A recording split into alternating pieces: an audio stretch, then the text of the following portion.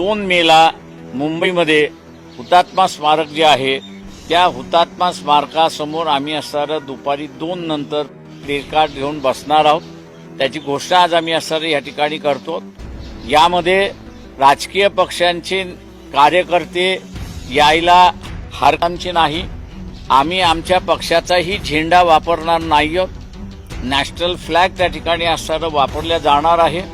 त्याच्यामुळे इतर पक्षांना सूचना आम्ही करतो आहोत की आपणही त्या ठिकाणी यावं, पण येत असताना आपला झेंडा, पक्षाचा झेंडा येऊ नये, नॅशनल फ्लॅग घेऊन आपण त्याच्यामध्ये सहभागी व्हावं असं आवाहन आम्ही असणाऱ्या सगळ्या राजकीय पक्षांना करतोय।